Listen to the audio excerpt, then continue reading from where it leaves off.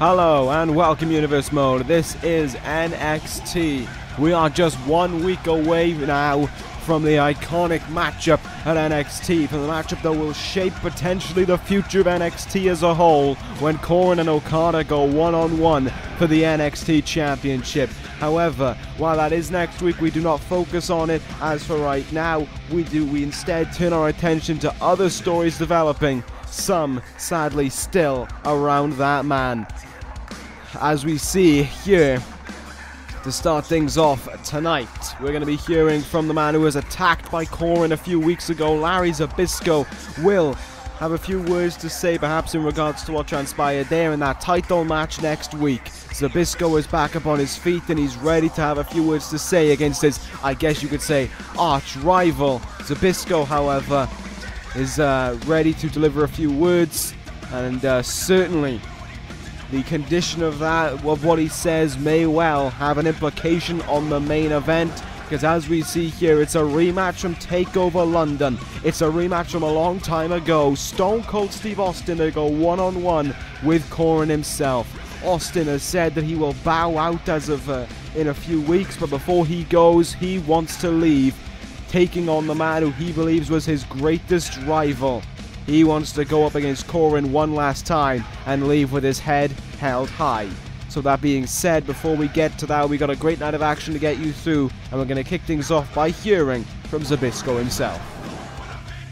Right, here he comes. Zbyszko heads towards the ring, and usually this guy is in good spirits. Usually this man is always feeling rather happy about everything, but it doesn't seem to be the case here tonight. Clearly what transpired must have been 2 weeks ago has had a lasting effect on Zbyszko, and here tonight, the living legend that he is will have a few things to say, and it's kind of a little bit somber to get things underway because, you know, I mean, it's Zbyszko. He's a nice guy. He's never done anything wrong to NXT, and as Zbyszko says, he's been played like a fool by this man. He basically walked into his trap and activated it in his own accord, but Zbyszko, unsurprisingly, is not a prey for Coren.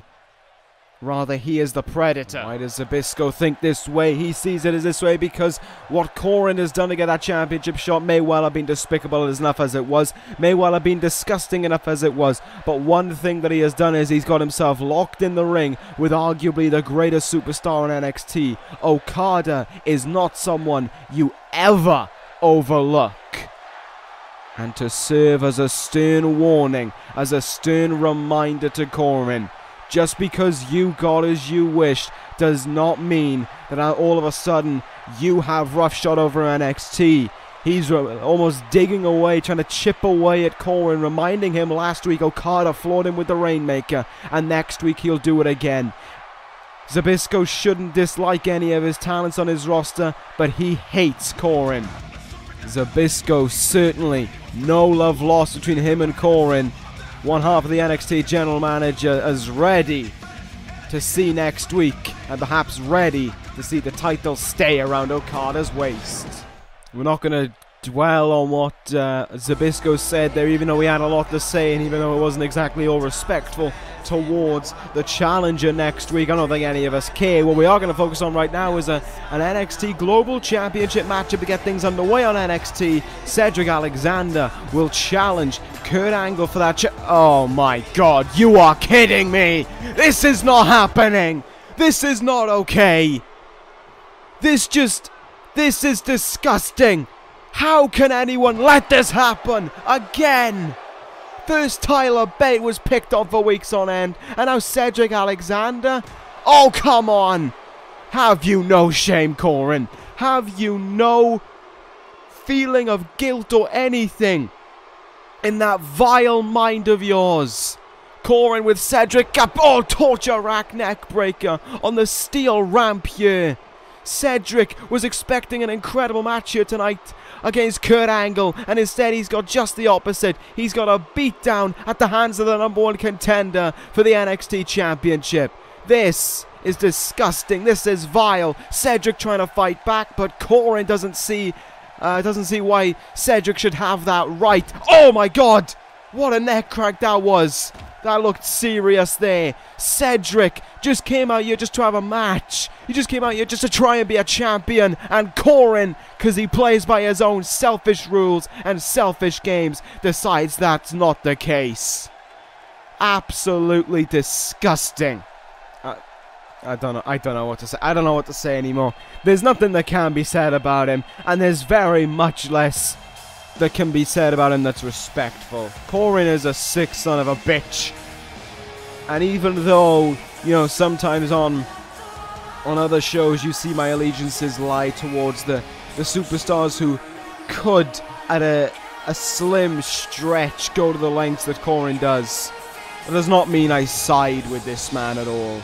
Because the beliefs as to why the Bullet Club does it and to why Seth Rollins do it, I side with those beliefs. I completely understand their beliefs, and I side with them on those factors. They know what they're saying. They're speaking for themselves. They're not even speaking for themselves. They're speaking for the silent majority who are treated like themselves. Coren is a man who, since arriving in this universe, has had every little thing handed to him. He was brought in and handpicked by the NXT champion at the time. So he was immediately propelled into the spotlight. And then he knocks Sabin out of the spotlight in his own fashion once he's had enough of using him. He then turns his attention towards Okada in that NXT championship. And just because he has to wait to get his hands on Okada, he goes after innocent men who have fought hard enough to get opportunities. I mean, how many times did he beat up Tyler Bate? 3 times, I guess you could say. 2 of them weren't even in the ring. Well, 2 of them weren't even in a match. It may even be 3 times he beat up Bate outside of a match. And now he goes and beats up Cedric Alexander here at the start. Cedric was just waiting to fight for the NXT Global Championship, what was going to be a really entertaining match to kick things off here in NXT. But no, that's not how Coren sees it. NXT has to revolve around him. And you look at the majority of someone against a brand that's going on right now. You're seeing it on Raw and you're seeing bits of it on SmackDown. They're doing it for a cause, I guess you could say. The Bullet Club is doing it for the right cause. Bobby Fish's problem with SmackDown, it's more stemming from I guess it's kind of similar to this one. But it's a man who at least has a reason for wanting the respect, because at the end of the day, that man held a championship for over a year and clawed his way to the top of the business. Coren has none of that. He has done nothing credible for NXT and thinks all of a sudden that the brand deserves to hand everything to him and thank him for being here. In case you couldn't tell, I despise this man. If there's a stronger word than vilified for him in my eyes, in the eyes of NXT, then I would love to know what it is so I can use it. But that's what Coren is to me. He is just a sick, twisted man, if you can even call him that. I prefer the term coward for Coren. And next week, I can't wait for him to be given a rude awakening at the hands of Okada. Because while Okada is one of those silent superstars, and while Okada lets his wrestling speak for himself, what he's able to do between those ropes is next to incredible. There's a reason he's been the NXT champion now for over 6 months. And there's a reason why next week I do not want to think about it, and I do not see him losing that NXT championship. But you know what, there's a time and a place to talk about that, and I guess it's the main event here tonight. What we're going to focus on instead right now is this matchup here to get things underway. A rematch between the 2 women who try to become the first NXT Women's Champion. A rematch back from the first ever TakeOver. Nikki Cross and Ember Moon going one-on-one here to get things underway on NXT. Cross last week took it upon herself to decide to go after perhaps the more well-known #1 contender for a championship in Ruby Riott. She took it to Riott, planted her out in the middle of the ring. But if not for the involvement of one Peyton Royce for whatever reason, Royce was getting herself involved. But it was kind of interesting for Royce to be doing that. Maybe in an attempt to get her back in the spotlight, maybe. But there was a woman, of course, who 2 weeks ago defeated Peyton Royce in one-on-one action. That's the woman in the ring right now, Ember Moon, and she's looking to try and take it to the champion to try and prove that it should not just be about Nikki Cross and Ruby Riott, but also that Ember Moon should be thrown into that spotlight. We'll see if that's the case here tonight. Of course, she's got to try and beat the champion here, and a little bit early on, she is kind of struggling. Nikki Cross, though, always as tough as ever. I mean, you put her in that one-on-one environment, and she's only lost once, like I said, to the best of my knowledge, and that is, of course, to Ruby Riott herself a few weeks ago. Nikki Cross, though, having her difficulties a little bit with Ember Moon. These two women know each other practically inside and out, given the battles they've had in the past. So these two women almost know each other inside out. They know their strengths and weaknesses, and Ember Moon is hoping that it can drag it to a victory here tonight. Went for a frog splash, nobody home. Cross firmly out of the way on that one. Another champion looking to explode away with some offense, maybe. Uh-oh, look at the strength of it here. Overhead suplex as if it were nothing. Much smaller Cross. Clearly proving that height does not equal the weight, I guess you could say, or the power that Nikki Cross possesses. Is that reverse DDT as well, as she has the arm of Ember Moon locked in, making it even more difficult for her to get out. And now up on his shoulders, in trouble. Samoan driver by Nikki Cross, plants her down. Ember Moon suddenly in a lot of trouble. A once credible challenger has almost been used as a target practice to prove why this woman is so dangerous. Looking for the... Oh no, wait! Ember Moon counters her way out of it. Small package by Ember. Gonna try and get the win here on Cross. No, it's a kick out. That was so close to it being the victory. But Ember Moon still with the opportunity here to capitalize. Moon now in position with the Eclipse onto Nikki Cross. No way this is going to happen. No way Nikki Cross is going to lose this one. Cover here. Oh, she was close. Ember Moon so nearly turned that from a huge loss into a huge, huge victory for her. Look at how quickly, though, Cross responds back in this one and is able to fight back all of a sudden. This is the psycho side of Cross coming out now as she just lambasts away with her fists. Clubbing blows into Ember Moon. Dropping the knee now on her face. And of course, while Cross attacked Ruby Riott last week, you never know, there is a chance that Ruby Riott could show up here tonight and try and lay out Nikki Cross as a measure of revenge. What a leg drop there by Cross. Kind of, well, she'd transitioned in midair as well, and now she's in total control here. Ember Moon in complete trouble.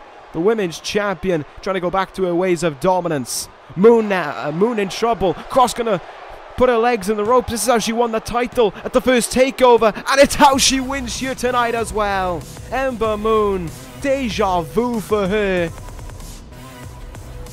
And it's a win for Nikki Cross, albeit perhaps not in the fashion that she wanted it to be. She perhaps wanted to dominate Ember Moon. Moon made it difficult. Moon made her feel the Eclipse as well.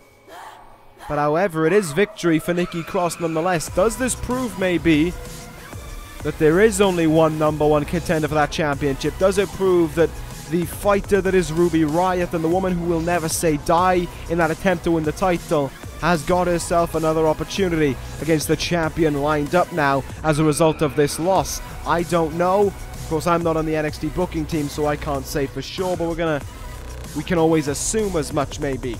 But anyway, we're going to move on to our next contest now.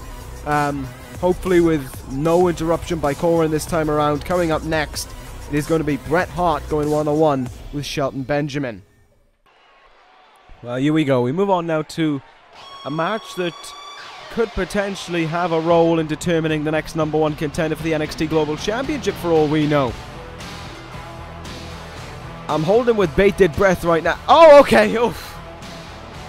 I got really nervous for a second there because the camera panned and I thought it was going to be Coren. Never have I ever been happier to see the opponent in the match come out and try and jump their opponent, although I may be happy next week if Okada decides to do it against Coren. But There we go, Shelton Benjamin trying to get the jump on Bret Hart. It doesn't seem as if he's interested in Bret's entrance, Bret's theatrics. He just wants this match to happen right here, right now. And here we go, this one is underway. Shelton Benjamin and Bret Hart, two men with close ties to Kurt Angle. When you think about it, Benjamin, tag team partner with Kurt Angle. Bret Hart was the one who Kurt Angle won the title from a few weeks ago at episode 200. And oh, what a jumping kick, I guess you could call that. Somebody an enziguri by Bret, but certainly early on here trying to get the upper hand on Shelton Benjamin. And there's the Hitman laying him out there with that with a hard shot more so than anything. Benjamin right back up to his feet here, and let's let this one now get underway. Be interesting to see if Bret, since his title loss and his loss to Okada last week, will have turned anything around, will try to be a little bit more clean within that ring, or if it's just going to be same old from Bret the Hitman Hart. And here's a reverse figure 4, I believe, stitched in by Shelton Benjamin, trying to force the tap out on Bret, and Bret's able to get his way out of that one. Of course he is. It's Bret Hart, and that's Bret Hart as well. A low blow by Bret. Referee does nothing to stop it. And now Bret is trying to close in on one of the quickest wins I've seen in his career. Sharpshooter locked in already on Shelton Benjamin. Bret desperate to try and overcome the gold standard here and try and become the next #1 contender. Of course, this match is not going to confirm that, but he's trying to get to it almost ASAP. Benjamin now finally able to get something going here. How he's fighting off from that low blow is beyond me, but that's just kind of how he operates. Oh, elbow in the gut there. I hope it was in the gut. For all we know, it could have been down below, and the referee never does anything to stop it. Benjamin now, powerbomb for Bret. What will we see from the ever almost all-around athlete that is the gold standard? 450 there, springboard, using the ropes to his advantage, and now the amateur side of Shelton Benjamin comes out to play.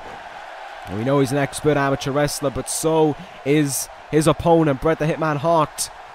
Well trained when it comes to that aspect, and Bret able to counter his way out there, knows every reversal in the book, and he used that to it. Oh, there we go. There's Bret being Bret. Clearly, the loss of the NXT Global Championship has had a deeper effect on Bret than we thought it would, and he's sent into it. This was the man who, of course, said that he's only in the Global Championship division just to try and make it a better division, just because he hasn't been recognized by the NXT general managers to belong in that upper division. Well, right now there's only two men owning that upper division. Bret, with a win here tonight, could perhaps get his name back up there, or could get himself a way to be next in line following the Okada-Coren match next week. Look at the way that Benjamin is almost rubbing this one in. He is dominating him on the ground here. With that one simple wrestling hold, Benjamin now going to look for that T-bone suplex. And he nails it on Bret in a great position. Jumps into the cover here to try and get the win. And oh, early kick out from Bret. But Benjamin is looking good right now to try and make Bret's life even worse. Looking good right now to try and close in on a victory. Bret doesn't allow it. There's the counter by Bret, and it's a quick counter as well. Bret the Hitman Hart now into the sharpshooter. Found the opening and looks to capitalize. Can he put away Shelton Benjamin with this sharpshooter? He's got a deeply locked in Benjamin with nowhere to go. But somehow the gold standard rolls his way out again. Great counter there though by Bret Hart. Needed to get his way out of that one. Benjamin still making life difficult for him. Super kick in the gut. Powerbomb incoming. Great counter once more.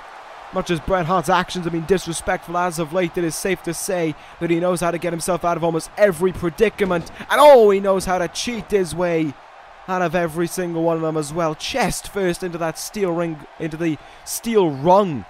He went there. It doesn't look as if Bret's going to want to make life any easier for him. Oh, come on. Very disrespectful actions there, but as of what Bret's been doing recently, are we really all that surprised? Went for a suplex there. Great counter by Benjamin.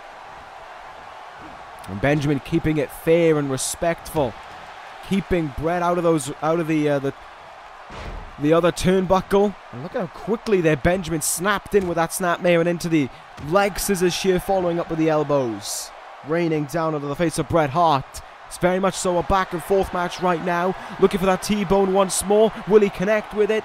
Yes, he will. Nothing Bret could do there, it seemed, to fight back. Cover here on Bret for the victory. Bret kicks out at 2 again. Will he look for pay dirt once more though? Has Benjamin got victory in his sights? Bret doesn't agree with that idea. Benjamin though pulls out the reversal. It's countered back though by Bret. It's countered back by Benjamin. Some incredible back and forth reversals going on here between these two men. Neither man able to get an opening here in this one. The back and forth now. This is the incredible side to these wrestlers emerging. Good chop. Looking for something big here. Has the arm locked. An old backbreaker. Finally slow down the pace a little bit there. Jesus Christ, everything was going on. So much back and forth. Cover here by Benjamin after it, and it's an early kick out for Bret.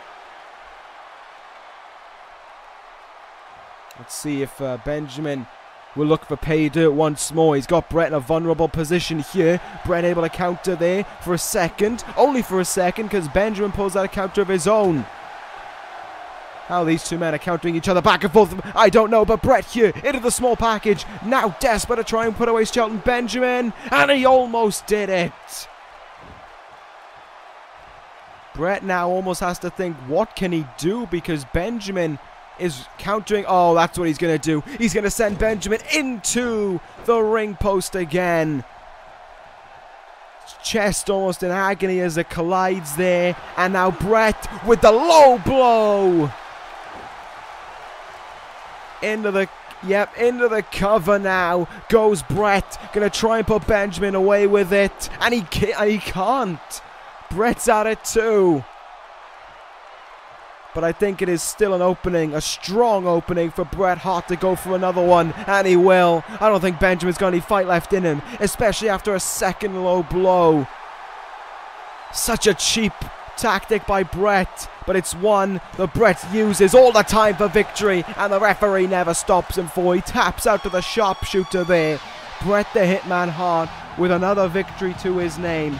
Is this a future main eventer for NXT? We're witnessing here, picking up wins in a far from respectable method. It maintains to be seen, I guess is the best way you could put it, but Bret, your winner here tonight. Shelton Benjamin put up an incredibly tough fight. I guess that could really help to cement Benjamin in the global division as a future challenger for that title. Of course, Cedric Alexander still has that opportunity waiting for him, I believe. But there we go. There's a good win. But well, is it really that good? It's a tainted win, I guess is what you could say, for Bret the Hitman Hart. But as long as he's winning, the Hitman doesn't give a damn. This is a man who, of course, doesn't enjoy being in NXT, but the people he gets to beat up, and I guess the people that he gets to low blow as well, he enjoys. So that being said, as Bret celebrates his win, we're going to go into our next match, a tag team match.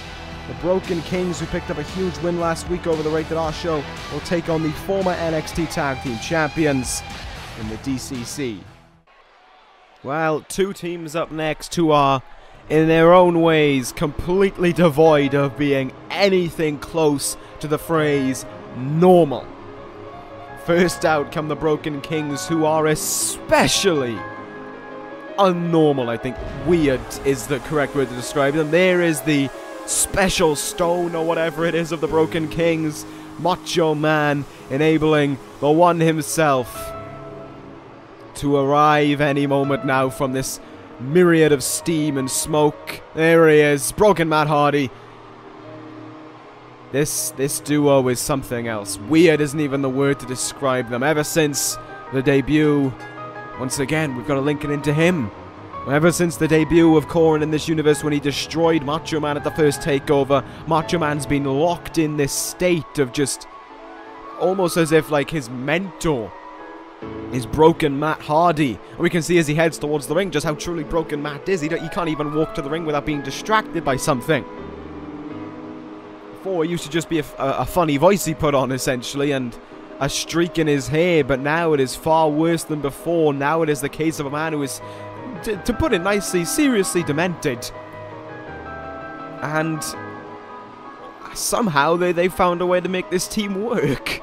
You saw it last week. They defeated the former #1 contenders in the Rated R show, and it's propelled them into a spot where they could have an opportunity for the NXT Tag Team titles in just a short while. I mean, they've got to, if they can beat the former Tag Team champions here tonight, then it would certainly help them get the right to that title.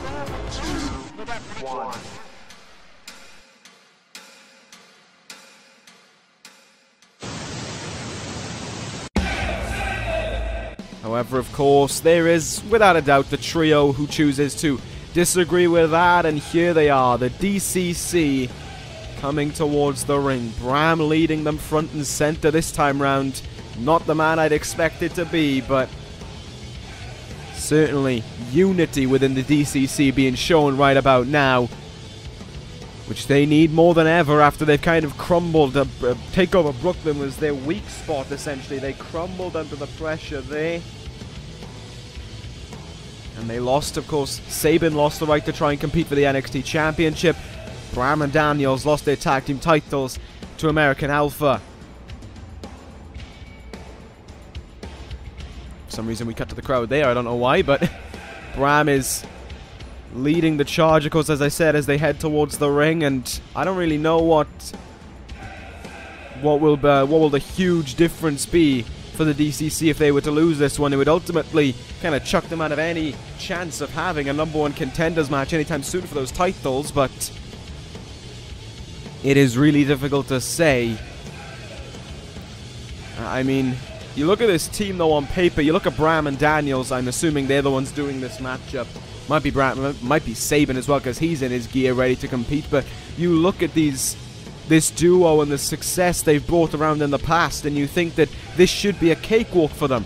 But something's happened to the D.C.C, and I think it's just a matter of Sabin almost becoming fragile. Sabin's almost become as broken as Matt Hardy in his quest to try and become the NXT champion again, that he's allowed himself to be caught in this state of weakness, and it's affected the D.C.C as well. And of course, them losing their titles to American Alpha, and I believe they were not granted a rematch yet. So, certainly a very interesting affair there, but it seems as if NXT doesn't always operate on a rematch system. I mean, when Okada won his title belt, the first person he defended against was The Undertaker. Oh my god, what a big boot there by Bram early on. Here comes the danger of Bram early on. The strikes he tries to inflict here on his opponent. Matt Hardy not exactly all that interested in them. Facebuster suplex by Hardy. Kind of, I mean, they're almost the similar styles, but Bram's is more methodical, and he loves to just punch into his opponent and leave his mark on them, whereas Matt Hardy's offense is just random. It's just kind of spurts of whatever he decides. And look at look at that there by Bram. Big knee followed up by a clothesline there, but it's Matt Hardy who is still in control temporarily, although. Oh, here we go now. Bram already unloading away with some strikes with his signature strike combo, and the hook sends down Hardy. This one could be over way quicker than it got started. Their entrances were longer than this, that I know, but Matt Hardy really does not want to make that, does really not want to be allowing Daniels in the match, but he may have no choice. What a counter there by Bram even.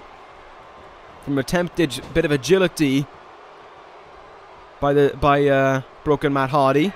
Tag made now. In comes Christopher Daniels. Chris Sabin with a very close eye as he watches on here. What a shoulder tackle there. Daniels now the legal man in this one. What can he do in this moment? We're waiting to find out here. Up on the shoulders he goes, and a Death Valley driver sends him down. Hardy very quick to reverse though. Going to send him round once more. Tilt-a-whirl. DDT by Hardy. Great opening here for him to make the tag. But he decides not to. Big forearm shot in the face there by Matt Hardy. And what would he look for now? Here comes Hardy. Clothesline. And another one here delivered. And a drop kick as well. Matt Hardy suddenly getting a combination out of nowhere there. Can this be a great opening to get himself and Savage back in the match, and even Savage into the match maybe? Well, he got a little bit too ahead of himself. Tried to look for a move that wasn't there. Side effect, not going to be nailed. Instead, going to get planted with Angel's Wings. Absolutely on the money with that one, but Daniels doesn't look as if he's done yet. Bram's still going to get the tag in here. Chris Sabin incredibly distracted by steel steps. Onto the arm they go. Just almost like kind of a setup more so than anything. Big headbutt in position. The brighter side of suffering. Macho Man didn't even get in this one. But this one nevertheless is over. No, it's not. Hardy kicks at it too. And Bram doesn't seem too happy about that now. Busting open. The broken one. Matt Hardy fighting on his own here. Savage nowhere to be seen. But there's a counter once more by Hardy. Desperate to try. He's got to be desperate to try and make the tag in at this point. Oh, look at this by Hardy. DDT. Great opening here. Now he needs to run and make that tag in. And it seems as if he is. Finally, Savage is tagged in here. Took long enough to get the Macho Man in. And now, even though he's just got out of the ring, Matt Hardy is almost desperate to get right back in it. Daniels there with a shot to give his tag partner an opening.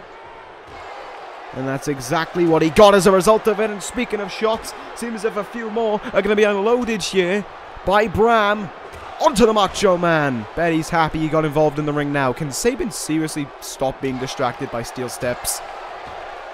You're a former NXT champion, mate. You're better than this. Oh! It's like a running charge more so than anything as the tag is made back into Daniels now. The D.C.C are in total control here.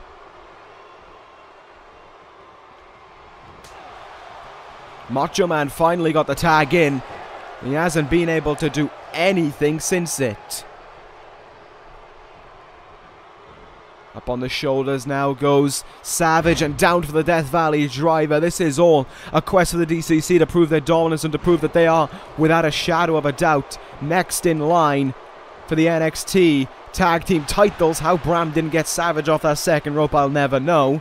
It's a very easy opportunity for him. But Daniels is right up to his feet and right back in control here. Went for a, looks like a throat shot maybe. Great counter there though. Pop-up spine buster by Christopher Daniels, and now the opening is strewn in front of him. A crossroads. That's basically what it was by Christopher Daniels now, and the end should be on its way. In the corner goes Savage, and went the referee nearly as well. Matt Hardy trying to get himself in the ring again, perhaps trying to make sure the referee can't see the tag. Daniels stuck in the corner. Savage a bit dazed right now. Both men taking a tiny break. Tag made here. Once more, what will the D.C.C look for? Alright, a little bit of theatrics employed in this one. Send him on his way. And a double backdrop. And maybe a Hail Sabin thrown in there. I'm not too sure if that's their official moniker or not. But this one is going to end it probably. Brighter side of suffering again. Oh my god, they are not done here. This is something that I didn't expect, to be fair. I thought that was going to be the end for Savage, but it seems to be anything but, because now Christopher Daniels has him in position. The tag was made. Daniels set up for the best moonsault ever. BME. Into the cover he goes. Hardy goes for a ride. This one's over. The D.C.C dominate their way to victory. And the question is key now. Are American Alpha ready for the likelihood of having to defend their championship against those two men. Question is, though, I mean, they were dominant enough, but will Sabin try and get himself involved to have a bit of gold around his waist? That is what maintains to be seen, but nevertheless a destructive and dominant victory there for the D.C.C. The Broken Kings still got a lot of work to do on the drawing board, it seems, but my goodness. Our American Alpha in for a bit of trouble in that rematch. Will they be able to even hold on to those titles? I honestly don't know. My gut says yes, but my mind doesn't really know on that account. Anyway, we're going to move on now to our main event. I've talked enough about him and I've seen enough about him already to be almost sick to my stomach, but now we get to the main event. Stone Cold Steve Austin's final match in this universe before he bows out, and he wants to bow out with a win over his greatest rival, as he put it. It's Stone Cold Steve Austin against Coren next. He's lived a great career in this universe and he's had a great many tales to tell from it, but for now, Stone Cold Steve Austin, as I said, looks to leave with his head held high and looks to leave with one final win over arguably his greatest rival. Coren and Austin had an absolute brawl at TakeOver London, and we know that these two men, they never had respect for each other. They never gained respect for one another because their mottos are almost the same. Don't trust anybody was Stone Cold Steve Austin's. Coren basically, instead of not trusting anybody, made sure that nobody could trust him. Stone Cold Steve Austin, he had some great moments within this universe. Former world champion. A long way back. He was, he held that belt. And has been a staple almost of whatever brand he's been on, be it SmackDown, Raw, and now NXT. But here we go, before he leaves, his final match is against this man.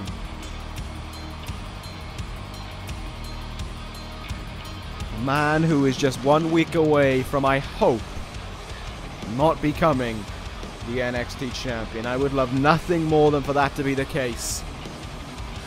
And you saw how he operates earlier in the night, attacking Cedric Alexander for no reason, not even letting the guy get to his entrance, but when it's about his entrance, when it's about him, no one's allowed to attack Coren. Everyone must stand and watch as he comes towards the ring.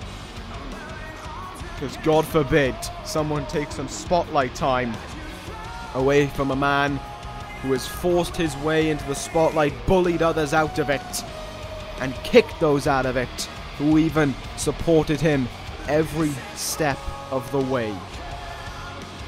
As I've said before, there is very little I can say about this man, and much less of it that can be respectful. 1 week away from that match with Okada, it was Coren who tried to get the jump on Okada last week following his huge match against Bret the Hitman Hart. Okada pulled out the counter, dropped Coren with a Rainmaker, but at the end of the show, as Okada walked back up the ramp thinking his job was done, Coren stood up to his feet, proving that those two men still have a hell of a lot, oh my god, of business to attend to. And of course, that will be resided next week when the NXT Championship is up for grabs. Here we go now between these two men. Nothing on the line here. No respect. No adoration. Just the ability, just as they were back at NXT TakeOver London. Just wanting to beat each other up for the sake of doing just that. Austin was tested to his limit by Coren at TakeOver London and sadly was unable to pick up the win in it. But now here tonight, can Austin, knowing this is his final match, can he make a huge run for that final victory and give Coren his first loss in one-on-one action? I hope so indeed, because I would love nothing more than to witness that. Austin trying to give a tough run for Coren's money. I want him to do more than just make him run for his money. I want to stun him for his money. I want to see that Stone Cold Stunner apply to this man. I know wherever he is, the NXT champion Okada's here tonight. He's watching this one very closely indeed. knowing that his opponent in this ring could well walk out, that the man in this ring could well walk out next week as the NXT champion. Coren looked for something in the corner there, but he was countered by Stone Cold. And now what will Austin look for? Here we go. He's going to stop a mud hole in Coren and giving him the bird for good measure. That is what I love from Stone Cold Steve Austin. There's the complete lack of respect for the rules that we all came to love about Stone Cold. Austin looking for something there, but it's quickly countered by Coren. What is he going to do here? Looked like he had the arm wrench there. Looked like maybe some kind of neck breaker. Austin didn't seem too keen about being up close and personal with Coren. Counters his way out of it. DDT! And the number one contender is in trouble here. We know that no one's going to be on the side of Coren. No one's hoping that Coren gets the win. And I imagine even less Austin hoping that he gets the win. Next week, Luther's pressed by Stone Cold, and he's looking to immediately go for it. Austin to bow his head out high. Stone Cold Stunner's countered. Oh, and there's a stiff forearm shot in the face by Coren right after it. He knew, as much as I hate to admit it, his awareness there in the ring was key there. It was incredible almost to him staying in this one, and now he looks to apply a beatdown onto Stone Cold. Austin looked for a pile driver. Well, Coren will go for one of his own and nail it as well. Austin with a history of neck problems in the past. So Coren just applying it for the sake of it. And also to wear him out. I mean, you know, theoretically wearing him out for the clock strikes 12 as well. Huge bit of power there from that running uppercut, and Coren continues on business here. No, he doesn't. Austin with the reversal. Has him down there again. Looked as if he wanted to stomp another mud hole in him.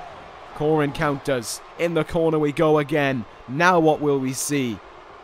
Austin does a good job there hanging on the apron, but he might wish that he didn't, because this one's going to look big. Deadlift suplex. Falcon arrow there.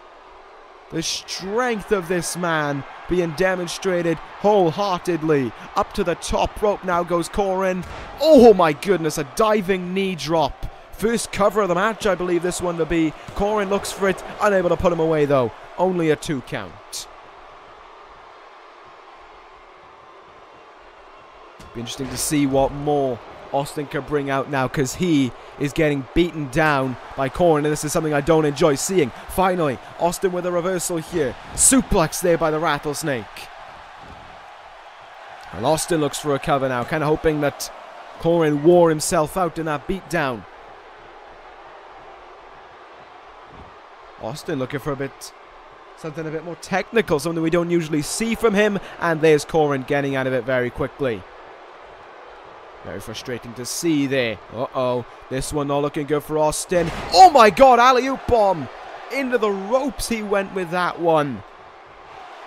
And oh no, here comes the double underhook. Brainbuster! Austin busted open. This is not how we wanted to see him go out on his final run. This is not what we want to see. This is not how we want to end it. Clock strikes 12.